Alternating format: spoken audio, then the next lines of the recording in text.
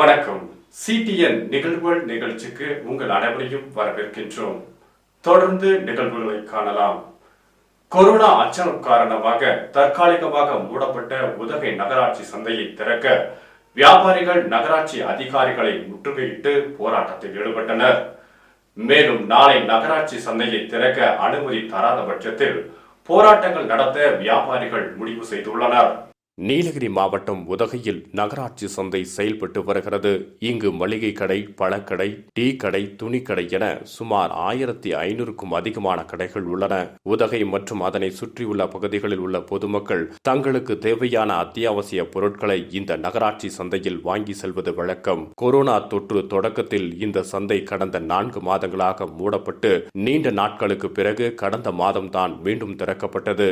இந்த நிலையில் கடந்த வாரம் சந்தையில் காய்கறி வியாபாரம் மூலம் 10க்கும் மேற்பட்டவர்களுக்கு கொரோனா தொற்று உறுதி செய்யப்பட்டது. இதனால் சந்தை கடந்த வியாழன் முதல் மூடப்பட்டது. இன்று சந்தை வழக்கம் போல் திறக்கப்படும் என எதிர்பார்த்த நிலையில் நகராட்சி அதிகாரிகள் சந்தையை திறக்க அனுமதி மறுத்தனர். இதனால் ஆத்திரமடைந்த அனைத்து வியாபாரிகளும் நகராட்சி வருவாய் அலுவலர் பால்ராஜ் மற்றும் காவல்துறையினர் நகராட்சி சந்தை நுழைவாயில்களை முற்றுகையிட்டு கலைந்து செல்லாமல் போராட்டம் நடத்தினர். நாளை நகராட்சி சந்தை திறக்க அனுமதி தராத பட்சத்தில் போராட்டங்கள் நடத்த வியாபாரிகள் முடிவு செய்துள்ளனர். கடந்த ஒரு வார காலமாக சந்தை மூடப்பட்டதால் கோடிக்கணக்கில் இழப்பு ஏற்பட்டுள்ளதாக வியாபாரிகள் வேதனை தெரிவித்துள்ளனர். கொரோனா பிரச்சனை ஆரம்பித்ததிலிருந்து மாநில நிர்வாகமும் மத்திய அரசும் நம்முடைய மாவட்ட நிர்வாகமும் உதகை நகராட்சி நிர்வாகமும் இந்த உதகை நகராட்சி மார்க்கெட்டை பொறுத்தவரை என்னென்ன உத்தரவு கொடுத்தார்களோ இதுவரை ஒரு சிறு எதிர்ப்பு கூட தெரிவிக்காம நாங்கள் அதை ஒபே பண்ணிட்டு வந்தோம். இந்த நிலையில் கடந்த ஒரு 10 நாளைக்கு முன்னால் நம்ம மார்க்கெட்டை சார்ந்த வியாபாரம் செய்கிற வியாபாரிக்கு நம்முடைய சகோதரருக்கு ஒரு 3-4 பேர்த்துக்கு கொரோனான்னு சொல்லி பாசிட்டிவ்னு சொல்லி உடனே கடையை சாத்த சொன்னாங்க. நாம் அதை சாத்தினோம். அடுத்தது அவர்களோடு தொடர்பில் இருக்கிறவங்கள கூப்பிட்டு டெஸ்ட் பண்ணாங்க. அதில் பாசிட்டிவ் ஒரு 4-5 பேர்த்துக்கு பாசிட்டிவ்னு சொல்லி தொடர்ந்து 5 நாள் கடையை சாத்தணும். இன்னைக்கு கடையை திறக்க வேண்டியது. இந்த உதகை நகராட்சி மார்க்கெட்டை பொறுத்த வரைக்கும் கொஞ்சம் தயவு பண்ணி புரிஞ்சுக்கிங்க. 30 நாளில் 15 நாள் ஏபி சிஸ்டம், ஏ ஒரு நாள் திறக்கணும், பி ஒரு நாள் திறக்கணும், 15 நாள் வியாபாரம் செய்யணும். மத்திய மாநில அரசு அனைத்து ஞாயிற்றுக்கிழமையும் விடுமுறைன்னு சொல்லிருச்சு. 15/5 20 நாள் போயிருச்சு. இந்த கொரோனா பாதிச்சனால மீண்டும் 5 நாள் சாத்த சொன்னாங்க. இன்னையோட 5வது நாள். இன்னைக்கு திறக்கலான்னு வந்தா யார் யாருக்கு பாதித்து இருக்கிறதோ அவர்களுக்கு பக்கத்தில் இருக்க கடைகளை நீங்க அந்த நிர்வாகிகளுக்கு அந்த கடைக்காரர்களுக்கு நீங்க டெஸ்ட் பண்ணணும்னு சொல்லி நேற்று 60 பேர் நாங்கள் தான் ஆளையே கூட்டு விட்டோம். 60 பேருக்கு இப்போ செக் பண்ணியிருக்காங்க. 60 பேருக்கு செக் பண்ணி அதில் ஒரு 5 பேர்த்துக்கோ 10 பேர்த்துக்கோ இன்னைக்கு இருக்கிற உதகை கிளைமேட்டு சரியான கோல்டு மழை, இந்த நேரத்தில் நிச்சயமா ஒரு 5 பேர் 10 பேருக்கு நிச்சயமா இருக்கும். இப்போ மீண்டும் ஒரு 5 நாள் சாத்த சொன்னா அந்த 5-10 பேருக்குள்ளான தொடர்புல இருக்கவன மீண்டும் நீங்க செக் பண்ணீங்கன்னு சொன்னா இந்த கொரோனாவுக்கு இந்த ஊட்டி மார்க்கெட்டுக்கு தொடர்ந்து சாத்த வேண்டிய ஒரு அசாதாரணமான சூழ்நிலை ஏற்படும். ஐஏஎஸ் தேர்வில் தேர்ச்சி பெற்ற நீலகிரி மாவட்டத்தின் முதல் பெண் என்ற பெருமையை பெற்ற மல்லிகாவிற்கு நீலகிரி மாவட்ட அஇஅதிமுக சார்பில் 25,000 ரூபாய் ஊக்கத்தொகையை மாவட்ட கழக செயலாளர் கப்பச்சி வினோத், குன்னூர் சட்டமன்ற உறுப்பினர் சாந்திராமு, குன்னூர் ஒன்றிய செயலாளர் பேரட்டி ராஜு உட்பட கட்சி நிர்வாகிகள் வழங்கி ஊக்குவித்தனர். நீலகிரி மாவட்டம் கோத்தகிரி அருகே உள்ள கக்குலா கிராமத்தை சேர்ந்த தேயிலை விவசாயியின் மகளான மல்லிகா தற்போது நடந்த IAS தேர்வில் தேசிய அளவில் 621வது இடத்தை பிடித்து தேர்ச்சி பெற்றுள்ளார். இதன் மூலம் நீலகிரி மாவட்டத்தில் IAS தேர்வில் முதலாக தேர்ச்சி பெற்ற முதல் பெண் என்ற பெருமையும் பெற்றார். இவருக்கு பல்வேறு தரப்பினரும் தங்களது பாராட்டுகளை தெரிவித்து ஊக்குவித்து வருகின்றனர். இந்நிலையில் அதிமுகவின் நீலகிரி மாவட்ட கழக செயலாளர் கப்பச்சி வினோத், குன்னூர் சட்டமன்ற உறுப்பினர் சாந்தி ராமு, குன்னூர் ஒன்றிய செயலாளர் பேரட்டி ராஜு ஆகியோர் தலைமையில் கட்சி நிர்வாகிகள் நேரில் சென்று IAS தேர்வில் வெற்றி பெற்று சாதனை படைத்த மல்லிகாவை சந்தித்து வாழ்த்து தெரிவித்தனர். நீலகிரி மாவட்டம் அதிமுக சார்பில் மல்லிகாவிற்கு 25,000 ரூபாய் ஊக்கத்தொகை வழங்கி ஊக்குவித்தனர். தமிழக முன்னாள் முதல்வர் கலைஞர் அவர்களின் நினைவு நாளை முன்னிட்டு குன்னூர் வண்டிசோலை ஊராட்சியில் திமுக தலைவர் MK ஸ்டாலின் அவர்களின் உத்தரவின் பேரில் தூய்மை பணியாளர்களுக்கு நிவாரணப் பொருட்கள் வழங்கப்பட்டது. முத்தமிழ் அறிஞர் கலைஞர் அவர்களின் 2ஆம் ஆண்டு நினைவு நாளை முன்னிட்டு கொரோனா காலங்களில் பணியாளர்களுக்கு நலத்திட்ட உதவிகளை வழங்குவது, ஆதரவற்ற இல்லங்களுக்கு உணவுகள் வழங்குவது உள்ளிட்ட தீர்மானங்கள் நிறைவேற்றப்பட்டது. இதன் அடிப்படையில் திமுக தலைவர் MK ஸ்டாலின் அவர்களின் உத்தரவின் பேரில் தமிழகத்தில் பல்வேறு பகுதிகளில் திமுக நிர்வாகிகள் பல்வேறு நலத்திட்டங்களை செய்து வருகின்றனர். இதன் ஒரு கட்டமாக குன்னூர் அருகே உள்ள வண்டிசோலை ஊராட்சிக்கு உட்பட்ட கோடமலை எஸ்டேட் பகுதியில் பணிபுரியும் 10 தூய்மை பணியாளர்களை சிறப்பித்து அவர்களுக்கு நிவாரணப் பொருட்களை மாவட்ட ஊராட்சி உறுப்பினர் மீனா வழங்கினார். இந்நிகழ்ச்சியில் வண்டிசோலை ஊராட்சி செயலாளர் ஆனந்தராஜ் மற்றும் வார்டு உறுப்பினர் தனலட்சுமி கலந்து கொண்டார். நீலகிரி மாவட்டம் குன்னூர் பகுதிகளில் தற்போது மழையின் காரணமாக மலைப்பாதையில் பசுமை திரும்பியுள்ளதால் யானைகள் குட்டிகளுடன் குன்னூர் மேட்டுப்பாளையம் தேசிய நெடுஞ்சாலைகளில் உலா வருகிறது. நீலகிரி மாவட்டம் குன்னூர் பகுதிகளில் தற்போது மழையின் காரணமாக மலைப்பாதையின் 2 பக்கங்களிலும் பசுமையான தோற்றம் காணப்படுகிறது. மேலும் யானைகளுக்கு தேவையான உணவுகள், பலாப்பழங்கள் மற்றும் கோரை புற்கள் அதிகமாக காணப்படுவதால் சமவெளி பகுதிகளில் இருந்து இடம்பெயர்ந்த 12க்கும் மேற்பட்ட காட்டு யானைகள் குன்னூர் மேட்டுப்பாளையம் சாலையில் உலா வருகிறது. இந்த நிலையில் குட்டியுடன் 3 யானைகள் அப்பகுதியில் மழையில் நனைந்தபடி சாலையில் நின்று ஓய்வெடுத்து வருகிறது. மேலும் சாலைகளில் கடும் மேகமூட்டம் நிலவி வருவதால் வாகன ஓட்டிகள் கவனத்துடன் வாகனங்களை இயக்க வேண்டும் என்று வனத்துறையினர் எச்சரிக்கை விடுத்துள்ளனர். மேலும் பழுதான வாகனங்களை வனப்பகுதியில் நிறுத்த வேண்டாம் என்று வனத்துறையினர் வலியுறுத்தி வருகின்றனர். நாமக்கல் மாவட்டம் குமாரபாளையம் நகராட்சிக்குட்பட்ட 33 வார்டு பகுதிகளிலும் காவல்துறையின் வஜ்ரா வாகனம் மூலம் கிருமி நாசினி மருந்து தெளிக்கப்பட்டு வருகிறது. நாமக்கல் மாவட்டம் குமாரபாளையம் நகராட்சி பகுதிகளில் தற்போது கொரோனா தொற்று அதிகம் பரவி வருகிறது. இதனை தடுக்க நகராட்சி வருவாய் மற்றும் காவல்துறையினர் உள்ளிட்ட அதிகாரிகள் பல்வேறு நடவடிக்கைகளை மேற்கொண்டு வருகின்றனர். இவர்களுக்கு உறுதுணையாக பல தன்னார்வ குழுக்களை சேர்ந்த இளைஞர்களும் களமிறங்கி பணியாற்றி வருகின்றனர். இந்த நிலையில் குமாரபாளையம் நகராட்சி பகுதிகளில் உள்ள 33 வார்டுகளிலும் கிருமி நாசினி தெளிக்க மாவட்ட காவல்துறை கண்காணிப்பாளர் திரு சக்தி கணேஷ் அவர்கள் வஜ்ரா வாகனத்தை வழங்கியுள்ளார். இதன் மூலம் தினசரி காலை மாலை என இருவேளை நேரங்களிலும் கிருமி நாசினிகள் அனைத்து பகுதிகளிலும் தெளிக்கப்பட்டு வருகிறது. காவல்துறையின் இந்த அதிரடி நடவடிக்கையை மக்கள் பெரிதும் வரவேற்றுள்ளனர். முக்குருத்தி தேசிய பூங்கா பகுதிகளில் மட்டுமே தென்படும் அரிய வகை விலங்கான மாற்றல் குந்தா பகுதியில் புலப்பட்டது வனவிலங்குகள் பிரியர்கள் மத்தியில் ஆச்சரியத்தை ஏற்படுத்தியுள்ளது. நீலகிரி மாவட்டம் 55% வனப்பகுதிகளை கொண்ட மாவட்டமாகும். நீலகிரி மாவட்டத்தின் பெருமைகளுள் ஒன்று மேற்கு தொடர்ச்சி மலைகளும் கிழக்கு தொடர்ச்சி மலைகளும் இணையும் பகுதி நமது நீலகிரி. மேலும் உயிர்ச்சூழல் மண்டலம் என்ற பெருமை கொண்டது நமது நீலகிரி மாவட்ட வனப்பகுதி. இதன் காரணமாக அரிய வகை விலங்குகள் முதற்கொண்டு யானை, காட்டெருமை, மான்கள், சிறுத்தை, புலி என்று விலங்குகளும் பறவை இனங்களும் ஊர்வன என்று அனைத்து வகையான உயிரினங்களும் வாழ்ந்து வருகின்றன. இதனிடையே அரிய வகை விலங்குகள் வாழும் பகுதியாக மேற்கு தொடர்ச்சி மலை பகுதியில் அமைந்துள்ள முக்குருத்தி தேசிய பூங்கா திகழ்கிறது. கருஞ்சிறுத்தை மற்றும் தமிழ்நாட்டின் மாநில விலங்கான வரையாடுகள் அதிக அளவில் வாழும் பகுதியாக விளங்குகிறது.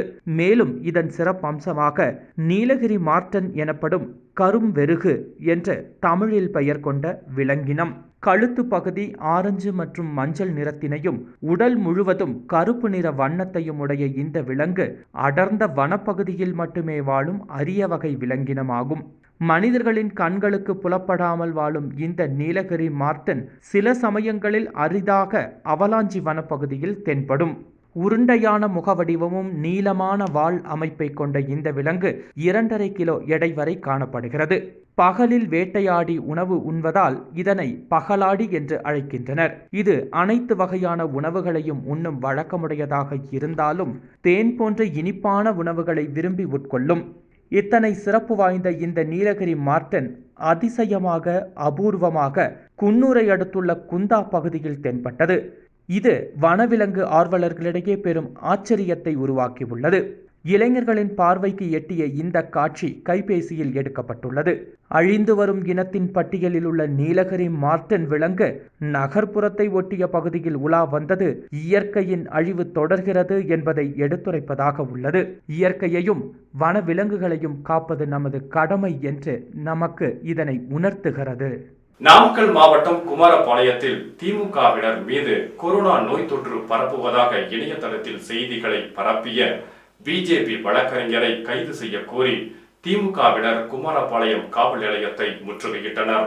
நாமக்கல் மாவட்டம் குமாரபாளையம் பகுதியில் வழக்கறிஞராக பணிபுரிபவர் தங்கவேல். இவர் பாரதிய ஜனதா கட்சியின் வழக்கறிஞர் பிரிவு மாவட்ட செயலாளராகவும் உள்ளார். இந்நிலையில் கடந்த 2 தினங்களுக்கு முன்பு இணையதளம் ஒன்றில் குமாரபாளையத்தில் சேர்ந்த திமுகவினர் 17 பேர் இன்ப சுற்றுலா சென்றதாகவும் அவர் மூலமாக குமாரபாளையத்தில் கொரோனா தொற்று பரவி வருவதாகவும் செய்தி வெளியிட்டிருந்தார். இதனை கண்ட திமுகவினர் இணையதளங்களில் திமுகவினர் குறித்து தவறாக செய்தி பரப்பி வந்த வழக்கறிஞர் தங்கவேல் மீது புகார் அளித்தனர். புகார் அளித்து 2 நாட்கள் கடந்தும் அவரை காவல்துறையினர் கைது செய்யாததால் திமுகவினர் குமாரபாளையம் காவல் நிலையத்தை முற்றுகையிட்டனர். இதனையடுத்து காவல்துறையினரும் திமுகவினரும் சமரசம் பேசி உடனடியாக வழக்கறிஞர் தங்கவேல் கைது செய்து விசாரணை மேற்கொண்டனர். இதனையடுத்து வழக்கறிஞர் திமுகவினரிடம் மன்னிப்பு கேட்டுக் கொண்டதுடன் கடிதம் எழுதி காவல் ஆய்வாளரிடம் ஒப்படைத்தார். இதற்கு இடையே இரு தரப்பினரும் சமரசம் ஏற்பட்டு கலைந்து சென்றனர்.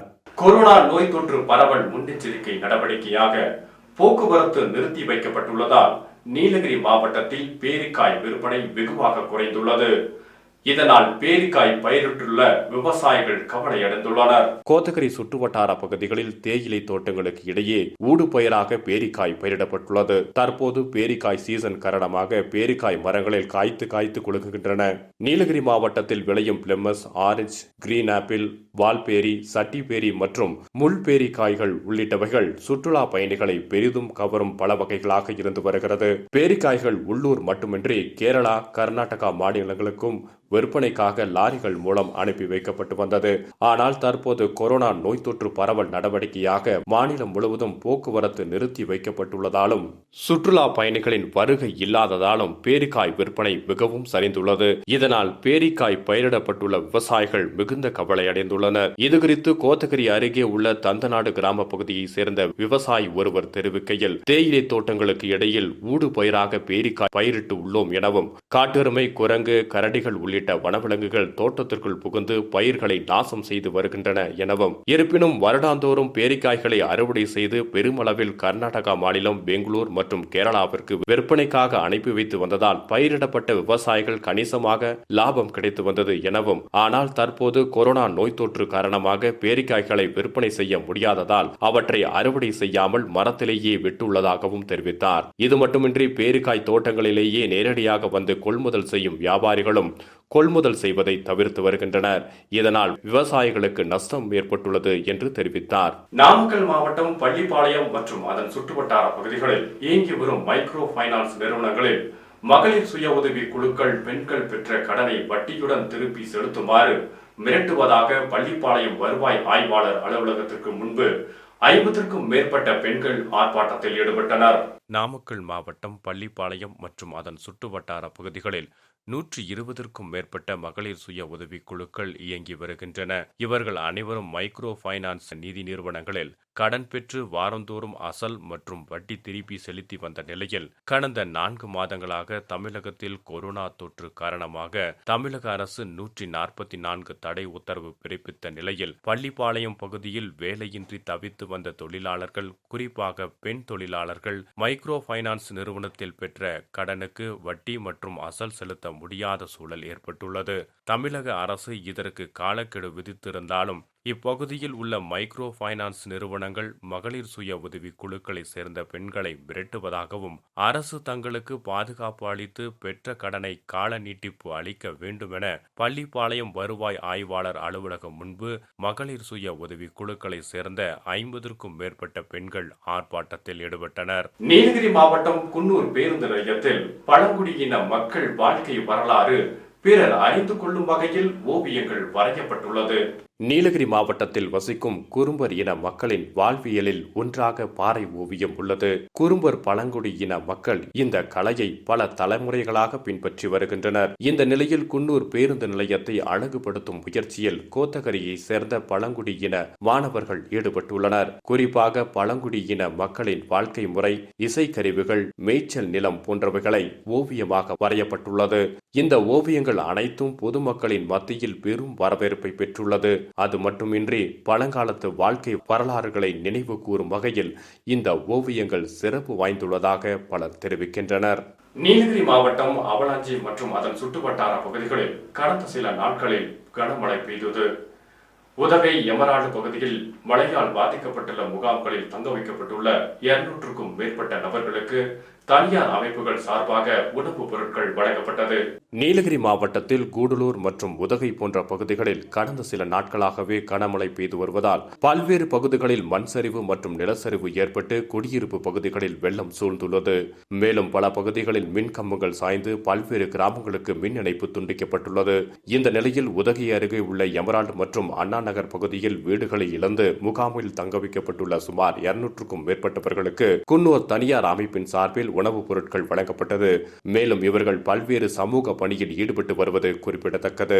நீலகிரி மாவட்டத்தில் வனவிலங்குகளின் நடமாட்டம் தற்போது நாளுக்கு நாள் அதிகரித்து வருகிறது.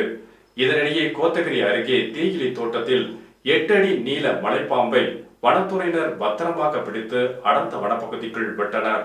நீலகிரி மாவட்டம் கோத்தகிரி வனசரகத்திற்கு உட்பட்ட சோலூர் மட்டம் அருகே உள்ள கீழ்கோத்தகிரி கிராம பகுதியில் தனியார் தேயிலை தோட்டத்தில் சுமார் 8 அடி நீள மலைப்பாம்பு இருந்ததை கண்டு அதிர்ச்சியடைந்த தேயிலை தோட்டத்தில் தேயிலை பறிக்கும் பணியில் இருந்த தொழிலாளர்கள் உடனடியாக இதுகுறித்து கோத்தகிரி வனத்துறையினருக்கு தகவல் அளித்தனர். கோத்தகிரி வனசரகர் உத்தரவின் பேரில் கீழ்கோத்தகிரி வனவர் முத்துமணி தலைமையில் வனத்துறையினர் சம்பவ இடத்திற்கு உடனடியாக சென்று தேயிலை தோட்டத்தில் பதுகியிருந்த சுமார் 8 அடி நீளமுள்ள அந்த மலைப்பாம்பை வனவர் முத்துமணி லாவகமாக பிடித்து அதை ஒரு சாக்கு பையில் போட்டு கட்டினார். பின்னர் அந்த மலைப்பாம்பு தேனாடு வனப்பகுதிக்கு வனத்துறையினர் கொண்டு சென்று அங்கு வனப்பகுதியில் பாம்பு பத்திரமாக விடப்பட்டது. தேயிலை தோட்டத்திற்குள் மலைப்பாம்பு புகுந்த சம்பவத்தால் அப்பகுதியில் சற்று நேரம் பரபரப்பு ஏற்பட்டது.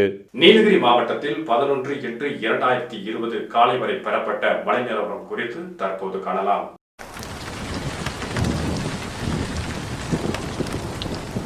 நீலகிரி மாவட்டத்தில் கடந்த 24 மணி நேரத்தில் 11/8/2020 அன்று காலை நிலவரப்படி பெறப்பட்ட மழை நிலவரம். உதகை பகுதியில் 1.1 மில்லிமீட்டர், நடுவட்டம் பகுதியில் 3 மில்லிமீட்டர், கிளன்மார்கன் பகுதியில் 2 மில்லிமீட்டர், குந்தா பகுதியில் 3 மில்லிமீட்டர், அவலாஞ்சி பகுதியில் 18 மில்லிமீட்டர், எமரால்டில் 5 மில்லிமீட்டர், அப்பர் பவானியில் 14 மில்லிமீட்டர், கூடலூர் பகுதியில் 3 மில்லிமீட்டர், தேவாலாவில் 37 மில்லிமீட்டர், மேல் கூடலூரில் 3 மில்லிமீட்டர், ஓவேலி பகுதியில் 4 மில்லிமீட்டர், செருமுள்ளியில் 3 மில்லிமீட்டர், பாடந்துறை பகுதியில் 4 மில்லிமீட்டர், பந்தலூரில் 6 மில்லிமீட்டர், சேரங்கோடு பகுதியில் 9 மில்லிமீட்டர் என்று மாவட்டம் முழுவதும் 115.1 மில்லிமீட்டரும் சராசரியாக 3.96 மில்லிமீட்டரும் மழை பதிவாகியுள்ளது. இத்துடன் நிகழ்வுகள் நிகழ்ச்சி நிறைவடைந்தது. மீண்டும் நாளை சந்திப்போம். வணக்கம்.